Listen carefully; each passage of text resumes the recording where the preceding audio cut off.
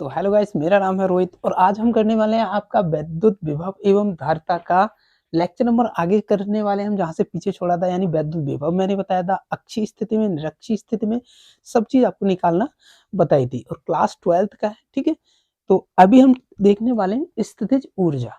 तो स्थितिज ऊर्जा क्या होती है कि मान लीजिए किन्हीं दो आवेश हैं, कोई दो आवेश हैं, उन दोनों को पास में स्थित करने वाली, यानी एक जगह पे स्थित करने वाली। मान लीजिए कोई, जैसे हम साइकिल चलाते हैं, ठीक है, तो जब ब्रेक लगाते हैं ना, तो गतिज ऊर्जा के बाद वो एक स्थिति में आने की कोशिश करती है। किससे? हम बल लगा रहे हैं, यानी कुछ कार्य कर रहे हैं उस पर, ब्रेक लगा रहे हैं, तो ब्रेक लगाने के बाद वो कुछ स्थिति में आने की प्रयत्न करता है। जो भी वस्तु स्थिति में आने की प्रयत्न करता है, तो वो एक स्थिति ऐसी आ जाती है कि वो बिल्कुल स्थिर हो जाता है, यानी स्थिर हो जाता है, यानी एक जगह रुक जाता है। तो वही आपकी स्थितिज ऊर्जा कहलाती है। ठीक है, तो स्थितिज ऊर्जा क्या कहलाती है? किसी गतिमान वस्तु को आप कोई कार्य करके उसको एक स्थिति पर रोक दो, यानी एक स्थिति पर वो रुक जाए, तो वो क्या कहलाएगी? आपकी स्थितिज ऊर्जा कहलाती है। अब स्थितिज ऊर्जा और कार्य, स्थितिज ऊर्जा तभी होगी जब आप कार्य करोगे, और कार्य करोगे तभी स्थितिज ऊर्जा होगी। तो या तो यू लिखते हैं उसको, या फिर डब्ल्यू यानी वर्क, या स्थितिज ऊर्जा यू एनर्जी। ठीक है, तो ये दोनों सेम ही है, यानी ऊर्जा लिख दो या आप उसे कार्य लिख सकते हो, कोई दिक्कत नहीं है। ठीक है इसका जैसे कि मान लीजिए हम लोग साइकिल चला रहे हैं, ठीक है, साइकिल चलाने के बाद वो गतिमान अवस्था में है, और जब उस पर हम कार्य करेंगे, यानी ब्रेक लगाते हैं, तो गतिमान गतिज ऊर्जा से वो क्या करेगी? एक स्थिति में आने के प्रयत्न करेगी, और एक स्थिति ऐसी हो जाएगी कि वो रुक जाएगी, तो उसे ही रुकने को ही अब स्थितिज ऊर्जा बोलते हैं। ठीक है, तो हमने उस पर कितना कार्य किया रोकने पे, वो यहाँ पे स्थितिज ऊर्जा में दर्शाया जाएगा। तो स्थितिज ऊर्जा क्या होती है आपकी? कोई चीज गतिमान अवस्था से रुक जाए आके, वही आपकी स्थितिज ऊर्जा होती है। जिसकी डेफिनेशन अगर लिखना चाहो तो लिख सकते हो, किसी निकाय की वह ऊर्जा या कार्य, किसी निकाय की वह ऊर्जा या कार्य जो निकाय को स्थिति में लाता है, स्थितिज ऊर्जा कहलाती है। मान लीजिए मैंने कोई आपको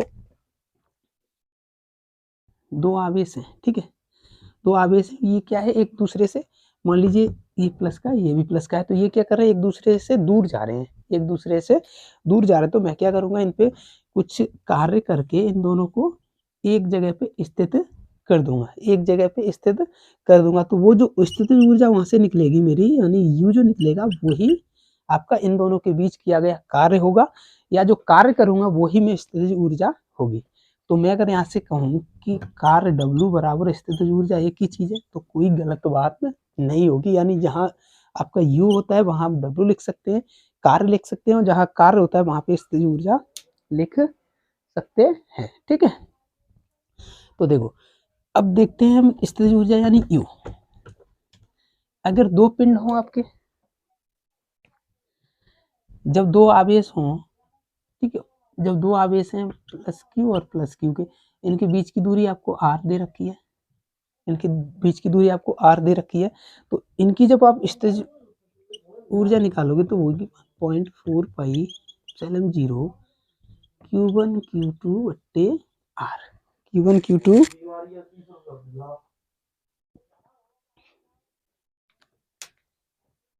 Q1 Q2 बट्टे R हो जाएगी, क्योंकि दो पिंड हैं आपके। ठीक है, तो उनको बीच जो कार्य कर रहे हैं, यानी जो उनको स्थिति में लाने की, देखो दो पिंड है आपके प्लस Q के, ठीक है, दो आवेश है, उनके बीच की दूरी कितनी दे रखी है? आपको R दे रखी है। तो जब R दूरी दे रखी है, तो उनको स्थिति में लाने के लिए, यानी स्थित करने के लिए, स्थिर करने के लिए कुछ कार्य करना पड़ेगा, वही आपका स्थितिज ऊर्जा कहलाती है। ठीक है, तो कार्य और स्थितिज ऊर्जा एक ही चीज है, तो उसे हम कैसे निकालेंगे? U बराबर 1.4 पाई एप्सिलॉन 0 Q1 Q2, यानी दोनों आप इसका गुणनफल बट्टे दोनों के बीच की दूरी। ठीक है, यह हो गया आपके दो पिंड के लिए। अब अगर तीन पिंड दे रखे हो, दो आवेशों के लिए, अगर आपको तीन आवेश दिए हो, तीन आवेश के लिए, तो क्या होगा? देखो मान लीजिए मैंने एक आवेश ये दे रखा है, एक आपको ये दे रखा है, ठीक है, ये तीन आवेश दे रखे हैं आपको। ठीक है, जब इन तीनों को स्थिर रखने वाली ऊर्जा को हम स्थितिज ऊर्जा कहेंगे। इन तीनों को, मान लीजिए ये आपकी R1 है, यानी देखो ये आपका प्लस है, ये भी प्लस है, और मान लीजिए ये माइनस है, माइनस क्यू है, ठीक है। तो देखो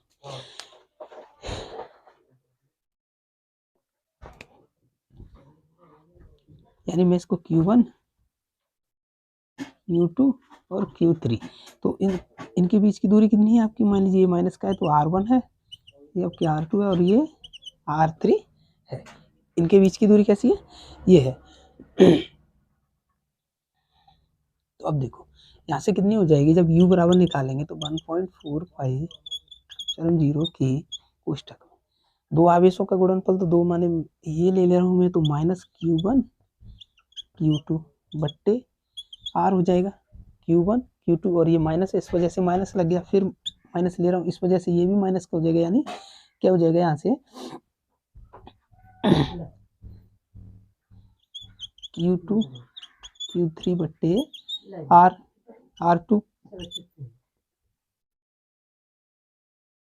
R1, और ये क्या हो जाएगा यहाँ पे R2 हो जाएगा, और प्लस में क्या हो जाएगा, ये प्लस का और ये भी माइनस का, यानी ये माइनस का आपका प्लस का हो जाएगा, तो क्या हो जाएगा Q2 Q3 बट्टे R3, ये आपका आंसर हो जाएगा, ठीक है। थोड़ा पास में लिख दे रहा हूँ जिससे आपको आराम से समझ में आए, ठीक है। तो देखो माइनस क्यों लगा रहा हूँ, क्योंकि ये माइनस Q1 है और Q2 है, तो माइनस आएगा, तो Q1 Q2 बट्टे R1, ठीक है।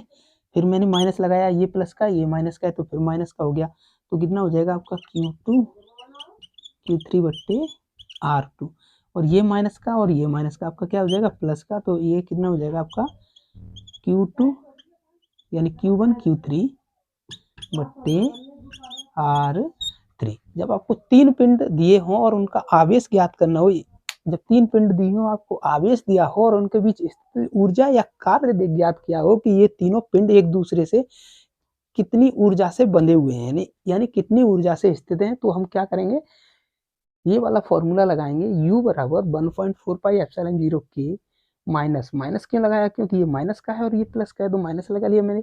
अगर ये दोनों प्लस के होते तो प्लस का आ जाता, ठीक है। अगर ये दोनों प्लस के होते तो प्लस आता।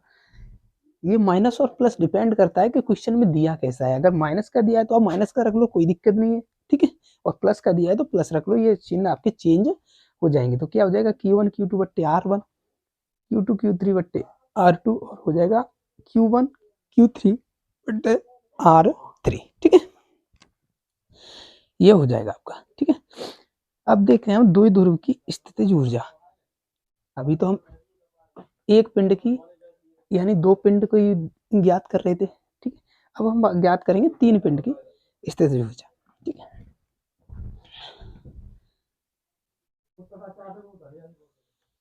तो देखो अब देखते हैं, हम इससे आगे चलते हैं, तो हम स्थितिज ऊर्जा तो आपकी निकाल ही रहे हैं, ठीक है।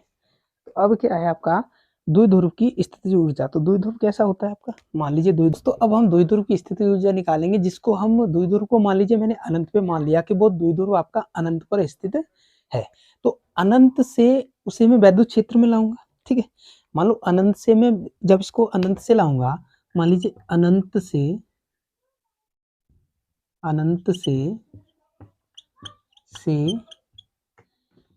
द्विध्रुव को लाने में किया गया कार्य, तो यहाँ पे W क्या हो जाएगा आपका, क्योंकि अनंत से ला रहे हैं तो ये माइनस क्यू क्या करेगा, इधर को खींचेगा, और प्लस क्यू क्या है उधर को खींचेगा, तो वहां पे कार्य क्या हो जाएगा आपका जीरो हो जाएगा, क्योंकि जब अनंत पे स्थित है कोई वैद्युत क्षेत्र उसमें है नहीं, तो माइनस क्यू तो आपका वैद्युत क्षेत्र की तरफ खींचेगा, और प्लस क्यू क्या है उसको बाहर की तरफ खींचेगा, तो वहां Q1 क्या हो जाएगा आपका जीरो हो जाएगा, ठीक है। अब जब ये यहाँ से आप किसी बाहरी कार्य द्वारा यहाँ तक ले आए, ठीक है, तो यहाँ तक कार्य तो आपका जीरो हो गया, तो यहाँ तक ले आए, उसे वैद्युत क्षेत्र में ले आए, तो अब क्या होगा कि वैद्युत क्षेत्र में जब इसको ले आए तो वैद्युत क्षेत्र की दिशा से उसे लंबवत लाने में किया गया कार्य, यानी वैद्युत क्षेत्र की दिशा में लंबवत लाने में किया गया कार्य यानी W2 क्या हो जाएगा आपका, W2 हो जाएगा। तो W2 बराबर W2 हो जाएगा। तो देखो इसका मतलब क्या है कि जब वो अनंत पे था, तो उस पर कार्य हमको ज़्यादा नहीं करना पड़ा, उसको वो अपने आप यहाँ तक आ गया, उस पर कार्य हमको नहीं करना पड़ा, क्योंकि माइनस क्यू और प्लस क्यू जब आप स्पेस में जाते हो किसी चीज़ को छोड़ दोगे तो वो क्या करेगा, अपने आप ट्रेवल करने लगती है, यानी जिधर को जाएगी वो अपने आप स्वतः ही जाने लगती है। तो यहाँ पे कार्य आपका क्या हो जाएगा, 0 हो जाएगा।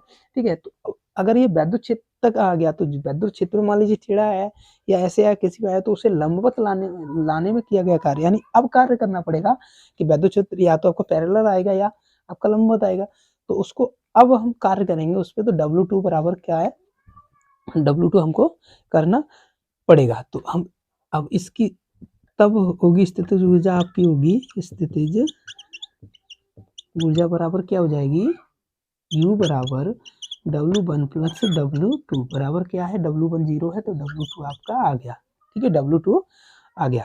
लेकिन हम जानते हैं कि द्विध्रुव पर बलागुण कितना होता है, द्विध्रुव पर बलागुण कितना होता है। तो द्विध्रुव पर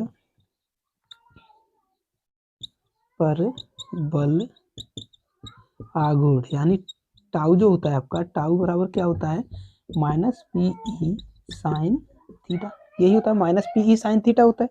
ठीक है, तो माइनस पीई साइन थीटा होता है को अब देखो यहाँ पे कार्य और आपका जो टाउ है उसमें संबंध निकालूंगा। तो मान लीजिए मैंने पहले जब ये द्विध्रुव बाहर से आया था वैद्युत क्षेत्र में तो कुछ इस प्रकार से रखा हुआ था, यानी इस प्रकार से स्थित था। अब मैंने क्या कि उसके लंबवत करने का प्रयत्न करूंगा मैं, तभी तो कार्य करना पड़ रहा है।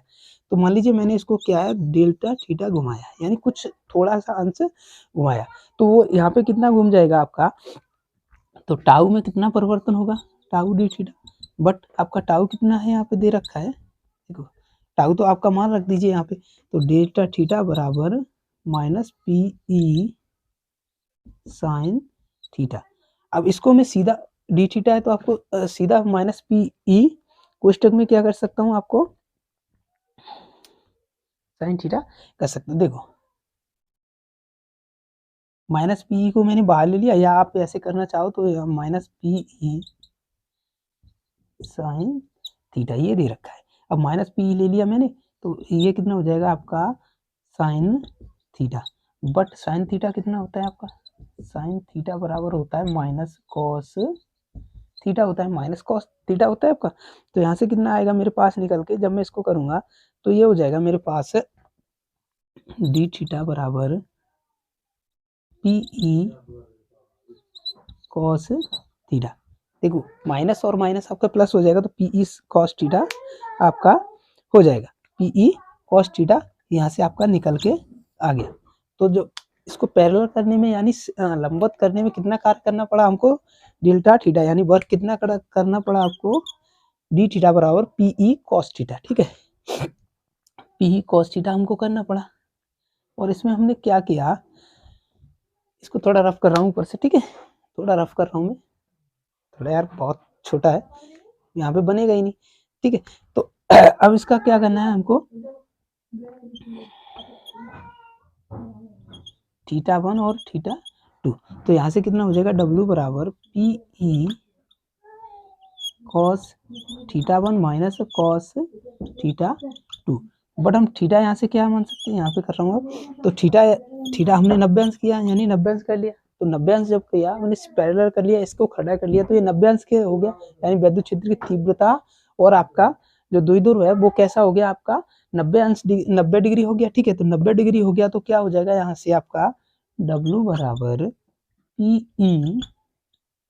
90 का मान कितना होता है आपका 0 होता है, और 0 को कोई लिखो या नहीं लिखो कोई बात नहीं है, तो 0 माइनस कॉस थीटा हो जाएगा। यहाँ से W बराबर कितना निकला, माइनस पीई कॉस थीटा आपके पास निकल के आ गया। ठीक है, माइनस पीई कॉस थीटा आपके पास, यहाँ ये W निकल के आया है, तो W को हम वैद्युत स्थितिज ऊर्जा भी कहते हैं। ठीक है, स्थितिज ऊर्जा भी कहते हैं, यानी U भी इसको कहते हैं। तो यहाँ से निकल के कितना आया मेरे पास finally, minus PE cos theta मेरे पास निकल के आया। ठीक है, तो कैसे निकल के आया, अब मैं दोबारा आपको, तो देखो मान लीजिए ये पहले अनंत पे स्थित मैंने मान लिया, तो अनंत से तो कुछ कार्य करना नहीं पड़ेगा वैद्युत क्षेत्र तक आने में, ठीक है। तो अनंत से वैद्युत दूर को और अनंत में लाने में किया गया कार्य क्या होगा, आपका 0 होगा, क्योंकि अनंत में स्पेस में कोई भी चीज अपने आप ट्रेवल करती है, वहां पे कोई भी बल या कार्य नहीं आपका कार्य करता है, ठीक है।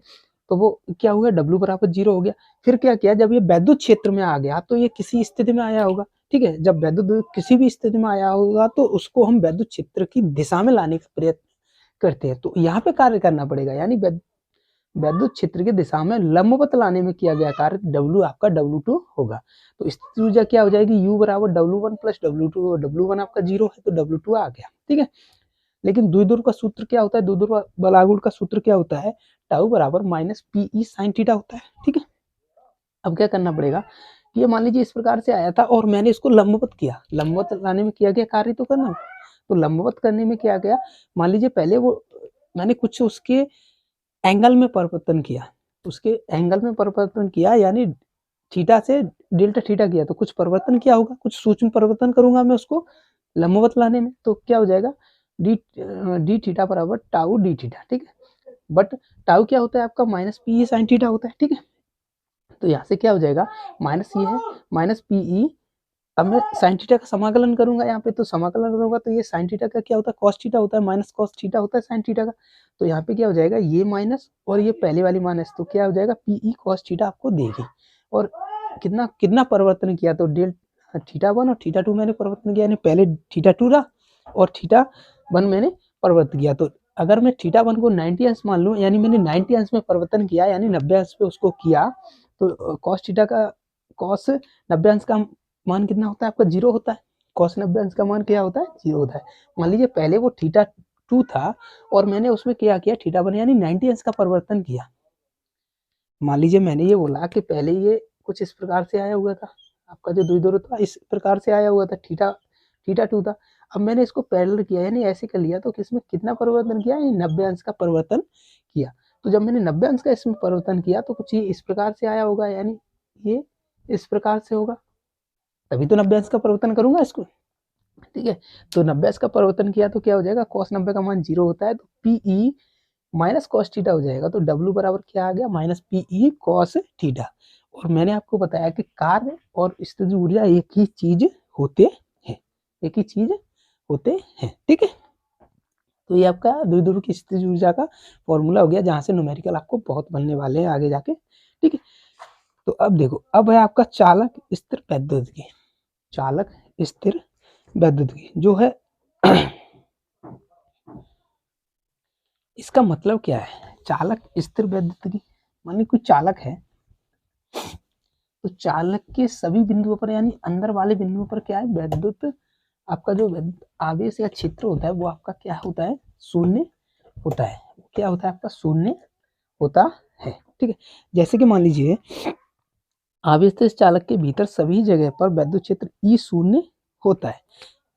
मान लीजिए मैंने ये माना, इसमें 3 स्थितियां बनती हैं, ये कोई आवेशित चालक है, ठीक है, ये क्या है आपका चालक है, ठीक है। ये आवेशित है, मान लीजिए इस पे प्लस Q है, इस पे प्लस Q, आवेश चारों ओर आराम से बिखरा हुआ है, तो ये आवेशित चालक है, ठीक है। तो इसके जो अंदर वैद्युत क्षेत्र होगा, अंदर जो वैद्युत क्षेत्र होगा वो कैसा होगा, आपका शून्य होगा। तो चालक स्थिर वैद्युतिकी ये कहते हैं, एक तो ये चालक है, एक तो ये चालक है स्थिर है, और इस पे वैद्युत क्या है, वैद्युत भी है, चालक स्थिर वैद्युतिकी। यानी इसका मतलब ये हुआ कि कोई चालक है, उनके अंदर जो नेट आवेश होता है वो शून्य होता है, तो अंदर जो आवेश होता है वो क्या होता है, नेट आवेश शून्य होता है। दूसरी स्थिति आवेश चालक के पृष्ठ पर, तो जो आवेश पृष्ठ, ये आवेशित पृष्ठ है, इसका आवेशित पृष्ठ है, जब इस पे कोई प्रकार,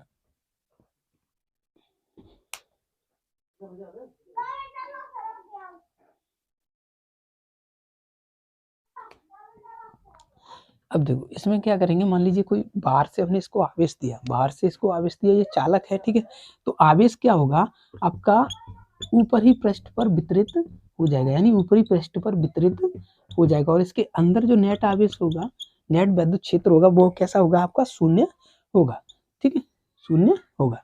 तो इसमें क्या है कि अगर कोई आवेशित चालक है, आवेशित चालक है तो उसका जो आपका आवेश होगा तो वो उसकी किनोर पर यानी कोर पर वितरित होगा, न कि उसके अंदर। तो अंदर वाले कोई चालक, मान लीजिए ये चालक है, जब इस पे वैद्युत क्षेत्र आप लगाओगे तो इसके ऊपर ही वितरित होगा, ये अंदर वितरित नहीं होगा।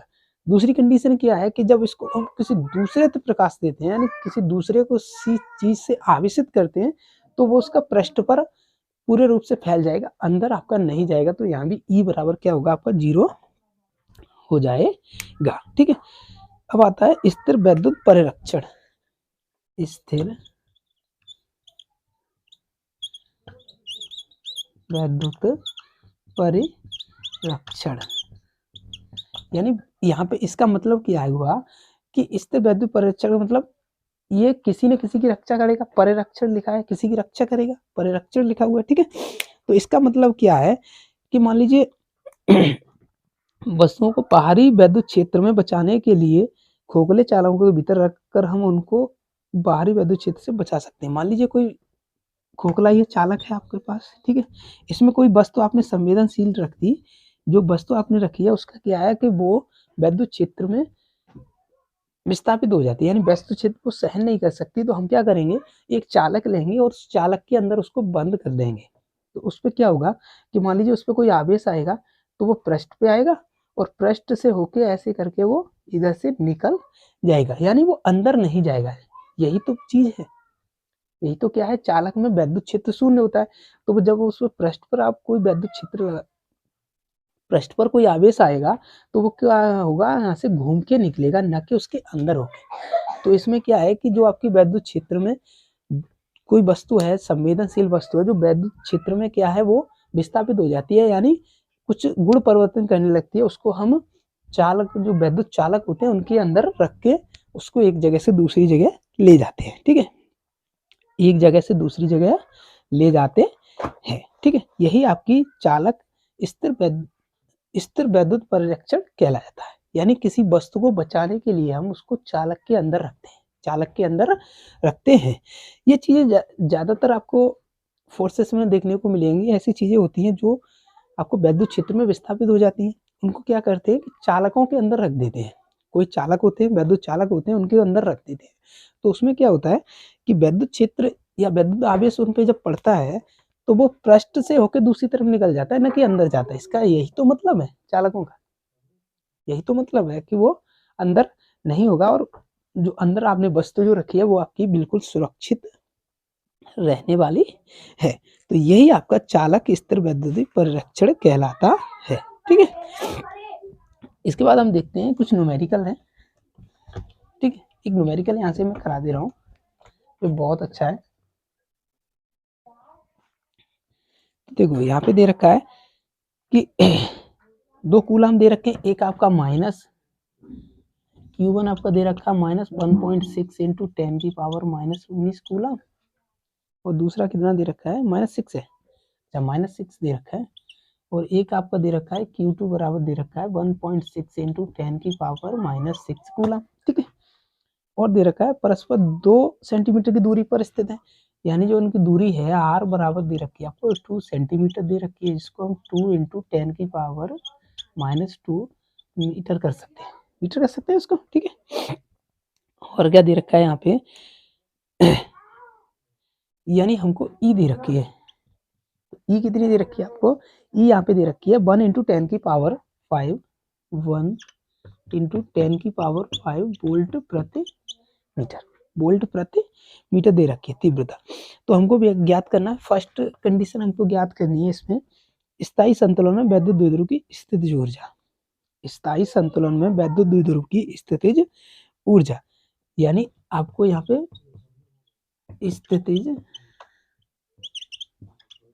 ऊर्जा यानी यू ज्ञात करनी है। ठीक है, तो यू के लिए हम क्या करेंगे, पहले यहाँ पे कुछ कंडीशन कर देते हैं, यानी हम द्विध्रुव आघूर्ण यानी पी निकाल लेते हैं। द्विध्रुव क्यों निकालेंगे, क्योंकि यहाँ 2 आपको आवेश दे रखे, तो आपको दिखाई दे रहा होगा कि यहाँ पे एक द्विध्रुव आघूर्ण बनेगा। अगर एक आवेश दिया होता तो आप सीधा रख देते, लेकिन यहाँ 2 आवेश दिए, माइनस और प्लस दिए हैं, तो वो क्या है, द्विध्रुव आघूर्ण बना लेगा, द्विध्रुव आघूर्ण बनाएगा। तो द्विध्रुव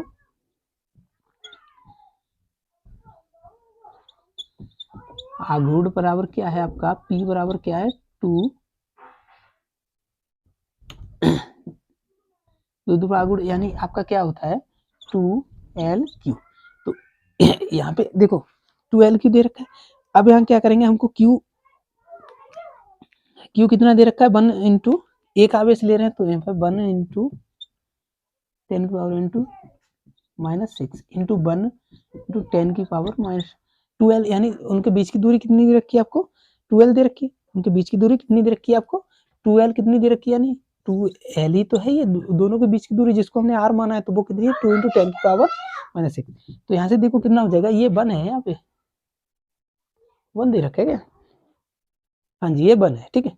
तो यहाँ से कितना है आपका, तो यहाँ से आ गया 2 इंटू 10 की पावर -8 आपका आ गया। यहाँ से दुदुभ आघूर्ण क्या आया आपका 2 इंटू 10 की पावर -8 कूलाम प्रति मीटर, कूलाम प्रति मीटर, क्योंकि 2L आपकी लंबाई है, Q बराबर कूलाम में, तो कूलाम इंटू मीटर यहाँ से आपका आ गया, कूलाम इंटू मीटर आ गया, ठीक है। अब हमें स्थितिज ऊर्जा निकालनी है, यानी U निकालनी है, तो U हमको क्या दे रहा है, स्थितिज ऊर्जा हमारी क्या होती है, U बराबर -PE cos थीटा, यही तो होती है, -PE cos थीटा होती है स्थितिज ऊर्जा। लेकिन cos थीटा यहाँ पे हमको दिया नहीं है, लेकिन थीटा बराबर हम 1 मान लेते हैं, थीटा बराबर क्या मान लेंगे 1 मानेंगे, तो यहाँ से क्या हो जाएगा U बराबर -P हमको कितना दे रखा है 2 इंटू 10 की पावर -8 इंटू E बराबर हमको कितना दे रखा है 1 इंटू 10 की पावर 5 इंटू थीटा बराबर 1 है। तो यहाँ से मेरे पास कितना निकल के आया, U बराबर कितना निकल के आया -2 इंटू, देखो माइनस की 8 पावर है, माइनस की 5 है, तो कितने बचेगा आपका -3 आपकी बचेगा। तो U बराबर यानी स्थितिज ऊर्जा आपकी स्थिति में कितनी आई -2 इंटू 10 की पावर -3 जूल आपकी आ गई, ठीक है। अब यहाँ से अब दूसरी स्थिति दे रखी है, यानी पहली स्थिति में हमको क्या दिया था, पहली स्थिति थी यहाँ पे मैंने θ1 क्यों लिया, क्योंकि ये क्या थी स्थिति थी, तो स्थित थीटा बराबर आपको 1 लेना पड़ेगा, क्योंकि स्थित है।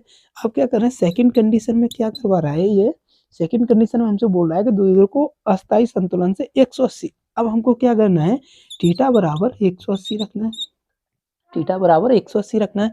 बट हम यहाँ देखते हैं कि cos 180 का मान आपको -1 होता है, cos 80 का मान कितना होता है आपका -1 होता है, तो यहाँ पे पुट कर दीजिए आप। तो क्या होगा, यहाँ से जो आपकी 180 घुमाने में, यानी अभी क्या था थीटा बराबर 1 था, यानी थीटा बराबर 0 अंश था, तो 0 अंश का मान आपका 1 होता है, ठीक है। तो अब क्या करेंगे कि 0 अंश से उसको 180 घुमाएंगे, 0 अंश से अभी थीटा बराबर जो आपका था, थीटा बराबर था वो 0 अंश था, ठीक है। तो cos 0 का मान 1 होता है। अब जब उनको 180 अंश घुमाएंगे, यानी कोई ऐसे है, मान लीजिए वो ऐसे था, अब इसको क्या करूंगा मैं, ऐसे उठा के फिर ऐसे कर दूंगा, यानी पूरा घुमा दूंगा, 180 अंश पे घुमा दूंगा। तो यहाँ से cos 180 अंश कितना हो जाएगा आपको -1 होता है, तो यहाँ से क्या हो जाएगा U बराबर -PE cos थीटा, और क्या हो जाएगा -PE, देखो P का मान आपको कितना दे रखा है, P का मान आपको दे रखा है 2, जो P का मान आपने निकाला था वो कितना था 2 इंटू 10 की पावर -8 इंटू E का मान कितना दे रखा है आपको 1 इंटू 10 की पावर 5, और आपको PE cos थीटा, यानी cos थीटा का मान कितना है आपके पास -1 है, और ये -1 और आपका जो सूत्र में -1 था उसकी वजह से प्लस हो जाएगा, तो यहाँ पे कितना आएगा आपके पास 2 इंटू 10 की पावर -3 जूल आपके पास आएगा, ठीक है। ये आपकी सेकंड कंडीशन होगी। थर्ड कंडीशन दे रखी है, द्विध्रुव को क्षेत्र की दिशा से 90 अंश घुमाने में किया गया कार्य। अब तीसरी एक और कंडीशन दे रखी है कि क्षेत्र की जो दिशा है, जो द्विध्रुव के क्षेत्र की दिशा है, उससे हम कितना दे रहे हैं, थीटा बराबर 90 अंश घुमाने। तो भैया 90 अंश का मतलब कॉस 90 अंश क्या होता है आपका 0 होता है, कॉस 90 अंश क्या होता है आपका 0 होता है, घुमाने में किया गया कार्य। अब हम तीसरे में हमको यहाँ पे अगर ये कार्य यानी U निकालना पड़ेगा, तो -PE cos 0 अंश, और 0 का मान कितना होता है 0, तो जो स्थितिज ऊर्जा होगी यानी 90 अंश घुमाने में घुमाने के बाद स्थिति ऊर्जा होगी वो कैसी होगी आपकी, जीरो होगी। ठीक है, वो कैसी होगी आपकी, जीरो होगी। तो यहाँ 3 कंडीशन दे रखी थी, आपको द्विध्रुव आघूर्ण तो नहीं दिया था, आपको ये बोल दिया गया था कि Q1 आपका 1 × 10⁻⁻6 कूलम है और Q2 आपका माइनस क्या है, आपका माइनस 1 × 10⁻⁻6 कूलम है। ठीक है, तो हमने देखा कि दो आवेश दे रखे हैं, एक माइनस का एक प्लस का है, तो द्विध्रुव आघूर्ण बनाएंगे। ठीक है, तो द्विध्रुव आघूर्ण P बराबर क्या होता है, 2L और 2L यानी R हमको दे रखी थी 2 सेंटीमीटर, दोनों के बीच की दूरी दे रखी थी 2 सेंटीमीटर, तो उसको कैसे कर लिया ने, मीटर में कन्वर्ट कर लिया ने, 2 × 10⁻⁻2 मीटर कर लिया। ठीक है, और E हमको दे रखा है 1 × 10⁵ वोल्ट प्रति मीटर। ठीक है, अब क्या करें, यहाँ से हमने द्विध्रुव आघूर्ण निकाला तो 2L हो जाएगा और एक आवेश मैंने ले लिया 1 × 10⁻⁻6। ठीक है, तो 1 × 10⁻⁻6 इंटू दोनों के बीच की दूरी 2L। ठीक है, तो 2 × 10⁻⁻2, तो यहाँ से कितना आया, 2 × 10⁻⁻8 कूलाम इंटू मीटर मेरे द्विध्रुव आघूर्ण आ गया, यानी P का मान आ गया। अब ऊर्जा जब वो थीटा बराबर 0 अंश हो, यानी बिल्कुल पैरेलल हो विद्युत क्षेत्र के, तो क्या है, थीटा बराबर 0, 0 का मान कितना होता है, 1 होता है। कॉस में कॉस 0 का मान कितना होता है, 1 होता है। तो U बराबर माइनस PE cos थीटा। ठीक है, माइनस पहले से है, P का मान आपका 2 × 10⁻⁻8 है, इंटू E का मान आपको ये दे रखा है 1 × 10⁵ इंटू कॉस थीटा का मान आपका 1 है। कॉस 0 का मान कितना होता है, 1 होता है। तो यहाँ से क्या आया, U बराबर -2 × 10⁻3। ये पावर आपकी -8 की है और इधर 5 की है, तो कितनी बचेगी, 3 बचेगी माइनस की। ठीक है, जूल हो गया। अब क्या किया कि जो पहली स्थिति थी, यानी पहली स्थिति थी उसकी, जो थीटा बराबर 0 अंश था, उसको 180 घुमा दो। जो द्विध्रुव आघूर्ण है उसको क्या करो, 180 अंश घुमा दिया। तो जब हम 180 घुमाएंगे तो क्या होगा कि वो सेम उल्टा हो जाएगा, यानी 180 कॉस 180 का मान जो होता है -1 होता है। ठीक है, तो वहां पे मैंने कॉस 180 का मान रख दिया, तो वो कितना है आपका -1 है, और इस -1 की वजह से ये वाला -1 है, यानी +2 × 10⁻³ जूल हो गया, आपका -3 जूल हो गया। ठीक है, अब क्या करना है, तीसरी कंडीशन दे रखी है, थीटा को 90 अंश घुमाना है। जो पहली स्थिति उसकी, जो फर्स्ट स्थिति यानी थीटा बराबर 0 था, तो उसको क्या करना है, अब 90 अंश घुमाना है। तो cos 0 का मान कितना, cos 90 का मान आपको 0 होता है। तो जब भैया किसी जीरो संख्या का मल्टीपल किसी संख्या में करोगे तो वो आपको 0 ही देती है, इसलिए थीटा बराबर यानी U बराबर -PE cos थीटा, यानी 0 आ जाएगा, यहाँ से 0 आ जाएगा। ठीक है, अब देखते हैं हम कुछ कंडीशन है उसमें थोड़ी थोड़ी परावैद्युतांक वाली। ठीक है, तो यहाँ पे हम देखते हैं, तो देखो पहली कंडीशन चालक दे रखे हैं, उम्मीद करता हूँ ये क्वेश्चन समझ में आया होगा। ठीक है, तो देखो चालक क्या होते हैं, जिनमें चालक देखो क्या होते हैं, चालक जो होते हैं वे पदार्थ जिनमें आवेश या धारा का प्रभाव आराम से होता है, वो आपके चालक कहलाते हैं। जिनमें आवेश का प्रवाह सरलता से या सुगमता से होता है, वो आपके चालक कहलाते हैं। जैसे लोहा, चांदी, एल्यूमिनियम इत्यादि हो जाते हैं। ठीक है, दूसरे शब्दों में अचालक में कहूँ तो अचालक क्या होते हैं, आपके वे पदार्थ जिनमें धारा का प्रवाह नहीं होता, अचालक कहलाते हैं। अचालक कहलाते हैं, जिनमें धारा का प्रवाह नहीं होता, वो आपके अचालक कहलाते हैं। जैसे रबड़, कांच इत्यादि, इनको हम परावैद्युतांक भी कहते हैं, परावैद्युत भी कहते हैं, यानी विद्युत को ये क्या करते हैं, विद्युत को अपने अंदर से गुजरने नहीं देते हैं, लेकिन कुछ कुछ कंडीशन में ये विद्युत को गुजरने भी देते हैं, तो वो कंडीशन में आपको समझाऊंगा। ठीक है, तो देखो परावैद्युतांक क्या होते हैं, परावैद्युत क्या होते हैं, प्रत्येक अचालक एक परमाणु या दो परमाणु से बना होता है। मान लीजिए कोई अचालक है, ठीक है, कोई अचालक है, वो क्या है, उसमें या तो एक परमाणु होगा या दो परमाणु होंगे, एक परमाणु होगा या दो परमाणु होंगे या बहुपरमाणु होगा। तो उसमें देखते हैं परमाणु में धनावेश नाभिक होते हैं, यानी जो आपका कोई पदार्थ है उसमें क्या है, परमाणु है, अणुओं और परमाणुओं से मिलकर बना है। ठीक है, तो उसमें क्या है कि उसके ऋण आवेश और धनावेश संपाती होते हैं, यानी एक ही जगह पर उसके धनावेश और ऋण आवेश स्थित होते हैं।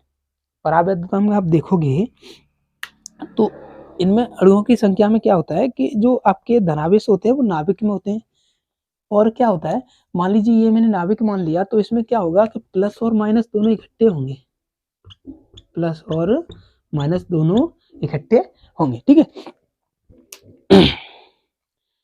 परमाणु धनावेश नाभिक होते हैं और नाभिक के चारों ओर इलेक्ट्रॉन चक्कर लगाते हैं। अब नाभिक के चारों ओर तो इलेक्ट्रॉन चक्कर लगा रहा है, नाभिक के चारों ओर क्या है, इलेक्ट्रॉन चक्कर लगाते हैं। ठीक है, जब चक्कर लगाते हैं तो क्या है कि एक परमाणु में धनावेश पर ऋणावेश केंद्र संपाती होते हैं, एक ही होते हैं।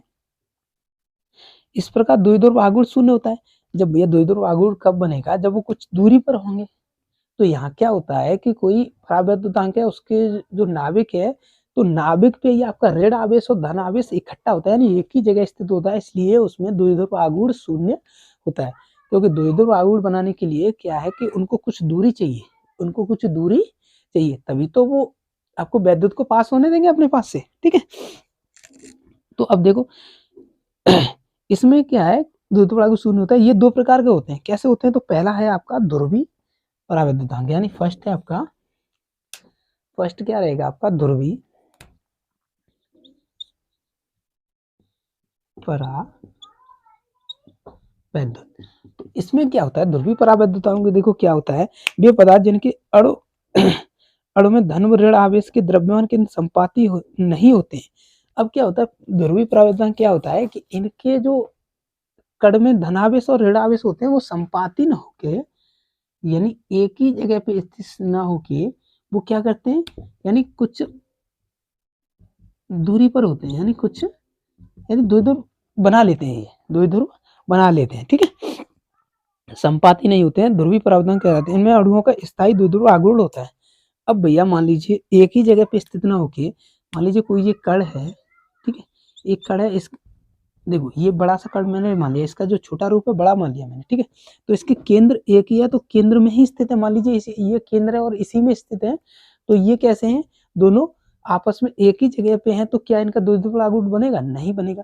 लेकिन मैं कहूं कि ध्रुवी परावैद्युता में क्या होता है कि इनमें एक इलेक्ट्रॉन दूसरे, यानी एक आवेश दूसरे आवेश यानी प्लस क्यू या धन क्यू क्या है, थोड़ी दूर पे होते हैं, थोड़ी दूर पे होंगे तो वो द्विध्रुव आघूर्ण बनाएंगे, और द्विध्रुव आघूर्ण बनाएंगे तो उसमें आवेश का प्रवाह सुगमता से होगा, फिर आवेश का प्रवाह आपका सुगमता से हो जाएगा, क्योंकि द्विध्रुव आघूर्ण बन गया वहां पे। ठीक है, जैसे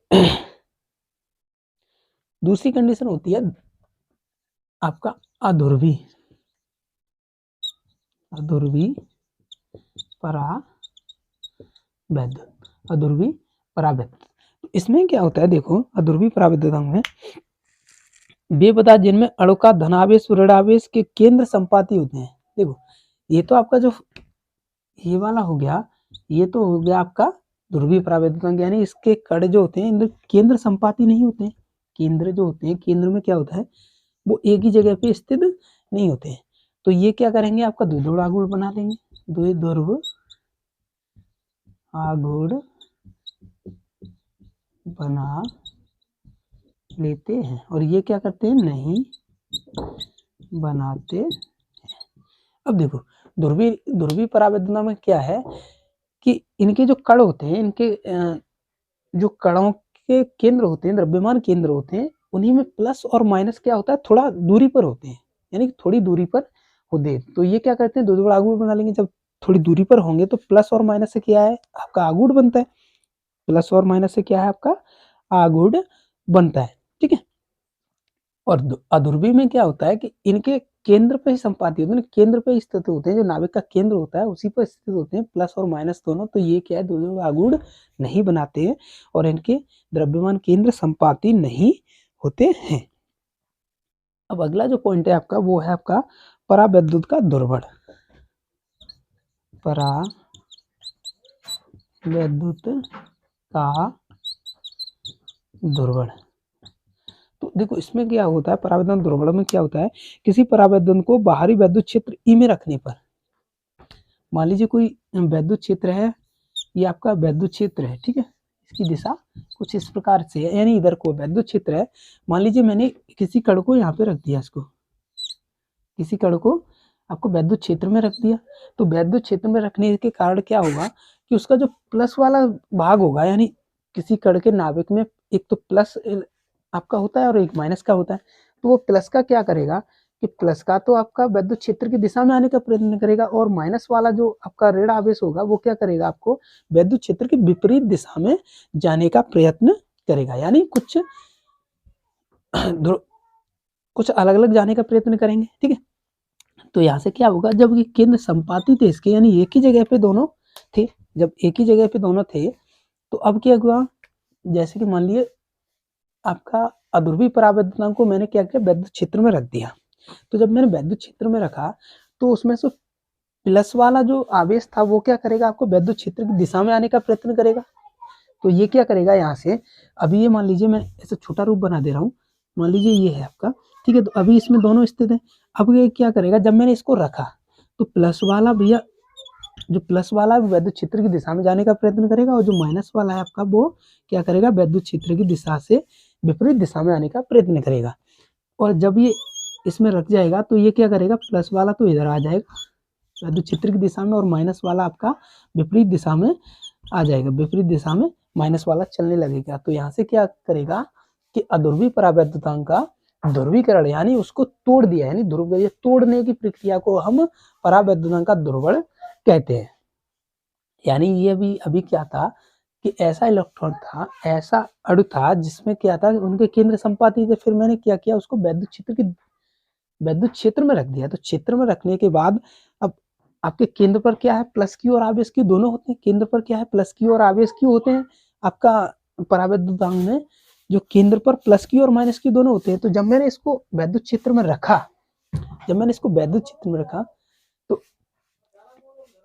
तो वैद्युत क्षेत्र की दिशा में रखने के पर जो उसका प्लस वाला भाग होगा, यानी प्लस वाला जो आवेश होगा वो क्या करेगा, वैद्युत क्षेत्र में जाने का प्रयत्न करेगा, ठीक है।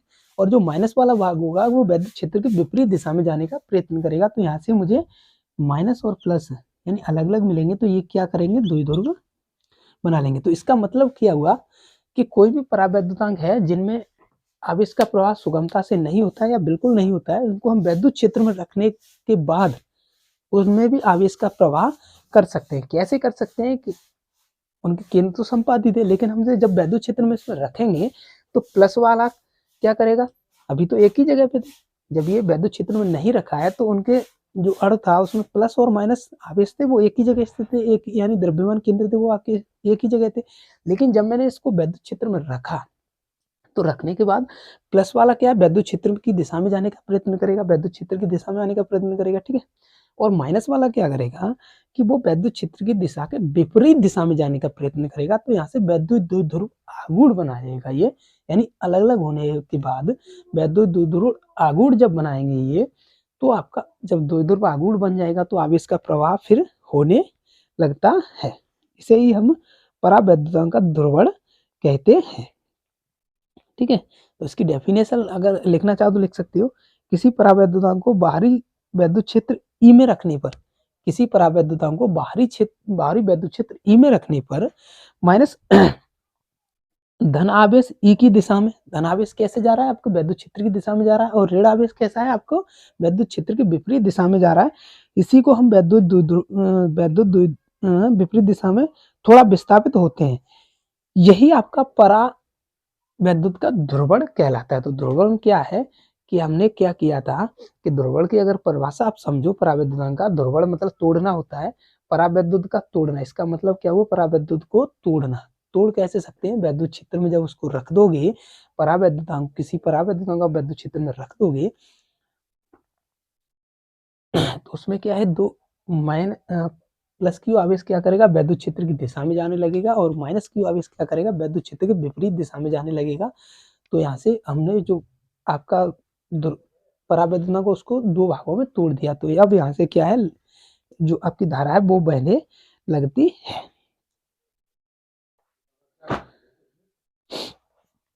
ठीक है। अब है परावैद्युत सामर्थ्य, परावैद्युत सामर्थ्य। सामर्थ्य का मतलब देखो क्या होता है, शक्ति से होता है, उसमें कितनी शक्ति है। तो ये सामर्थ्य का मतलब क्या हुआ कि परावैद्युतांक की शक्ति, यानी कोई भी परावैद्युतांक है उसकी शक्ति कितनी होती है, शक्ति कितनी होती है। यदि वैद्युत क्षेत्र का मान धीरे धीरे बढ़ा जाए, यानी वैद्युत क्षेत्र का मान अगर धीरे धीरे बढ़ाते हैं तो परावैद्युतांक का मान जो है ना, परावैद्युत का मान कम होता जाएगा, क्योंकि इलेक्ट्रॉन अलग अलग होते जाएंगे, ठीक है। देखो यदि वैद्युत क्षेत्र का मान धीरे धीरे हम बढ़ाते जाएं, धीरे धीरे बढ़ाते जाएं, तो परावैद्युतांक के अणुओं में खिंचाव उत्पन्न हो जाता है, यानी अलग अलग होने की। जैसे अभी अभी क्या था, अब एक ही जगह पे थे, जब मैंने इसको वैद्युत क्षेत्र की दिशा में रख दिया तो ये अलग अलग हो गए। अगर मैं और वैद्युत क्षेत्र की तीव्रता को और बढ़ाऊंगा तो ये क्या गया, थोड़े और अलग होते जाएंगे और अलग होते जाएंगे। जैसे ही मैं बढ़ाता जाऊंगा, धीरे धीरे मान को बढ़ाता जाऊंगा, ई के मान को बढ़ाता जाऊंगा, तो क्या होगा कि इनकी जो अणुओं के बीच यानी प्लस क्यू और आवेश क्यू का मान है वो भी तो बढ़ता जाएगा। तो ये क्या करेंगे, दूर दूर होते जाएंगे, दूर दूर होते जाएंगे, और एक स्थिति ऐसी आ जाएगी कि ये बिल्कुल अलग अलग हो जाएंगे, यानी नाभिक को छोड़ के माइनस क्यू वाला अलग हो जाएगा, प्लस क्यू अलग हो जाएगा। तो वो क्या होगा, परावैद्युतांक सामर्थ्य कहलाएगा। अणुओं का खिंचाव बढ़ता है और एक अधिकतम वैद्युत क्षेत्र के मान पर इलेक्ट्रॉन अणुओं का मान क्या है, इलेक्ट्रॉन अणुओं का मान इलेक्ट्रॉन से बाहर आ जाते हैं और पदार्थ चालक बन जाते हैं। तो इसका मतलब क्या था, इस पूरी जो परावैद्युतांक थे उनमें आपकी धारा नहीं बह रही थी, लेकिन हमने क्या किया कि वैद्युत क्षेत्र में रख दिया। तो इसमें क्या है कि द्विध्रुव आघूर्ण बन गया। कैसे बन गया कि प्लस वाला तो आपको वैद्युत क्षेत्र की दिशा में जा रहा था और माइनस वाला वैद्युत क्षेत्र की विपरीत दिशा में जा रहा था, तो द्विध्रुव आघूर्ण यहाँ से बन गया। अब क्या करूंगा, परावैद्युत सामर्थ्य का मतलब क्या है, यानी परावैद्युता की शक्ति कितनी होती है।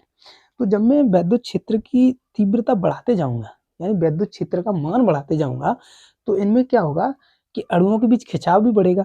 जब खिंचाव बढ़ेगा तो एक स्थिति ऐसी आ जाएगी कि जब ये एक स्थिति ऐसी आएगी कि जब ये अणु अपने नाभिक को छोड़ के अलग अलग हो जाएंगे, तो उसे ही हम परावैद्युतांक का सामर्थ्य कहते हैं, सामर्थ्य कहते हैं। यानी अभी तो ये इस तरह जब मैं बढ़ाते जाऊंगा तो इसमें एक स्थिति ऐसी आ जाएगी खिंचाव बढ़ने के कारण कि ये अपने नाभिक को छोड़ के अलग हो जाएंगे। तो उस अलग होने से पहले की जो शक्ति है, अलग होने से ठीक पहले, अलग जब अलग हो रहे हैं तो उससे पहले की ठीक पहले की शक्ति को हम परावैद्युत सामर्थ्य कहते हैं। ठीक है, ये आपके यहाँ से हो गया। अब ये आपका विद्युत विभव खत्म हो गया। अब कल से आपकी धारिता नया टॉपिक चलेगा। ठीक है।